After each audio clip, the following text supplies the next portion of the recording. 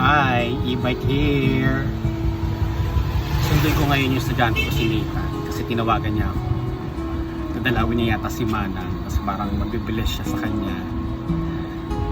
Basta mamaya kukwento ko sa inyo kung sino si Manang. Yung buong family ko.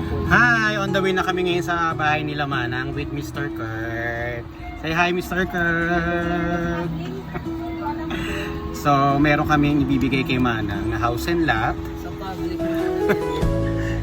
Yes. Ayoko sa private para makilala nila tayo. It's okay.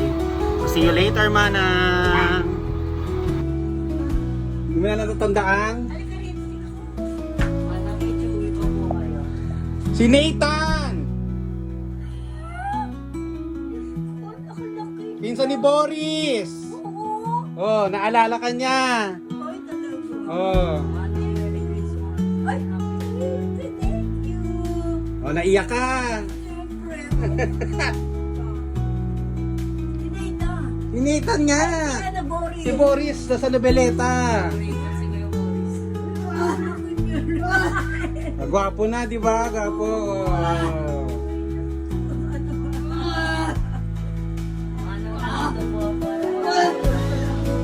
Nagbabayad daw siya sa'yo ng utang. Di ba marami siyang utang sa'yo dati? Oh.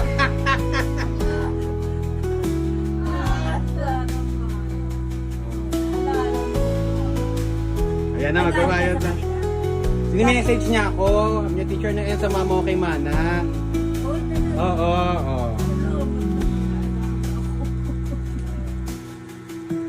Kamusta naman si nanay niya? Yung Si Ma'am Debbie, si Mamang Edith. Oo. Andun, malakas pa. Daw ang ano. Utang mo. Thank you naman ha. Thank you. Uy, ano ba kamusta naman kayo? Oh, eto naman. Ito muna tayo. Nandun. Hindi, okay lang, sasagit lang kami.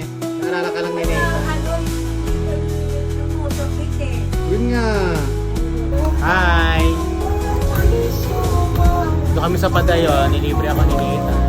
After namin kay Manang, dito na kami dumiretso ni Nate. Tapos hindi na namin ginamit yung e-bike. Ayun na si Wayne. Yung motor ko. Kasi pag nag-e-bike kami, for sure, nandun na pa lang kami sa San Antonio pa din. So, enjoyin muna namin ni Nathan tong Padayon Coffee. Happy New Year!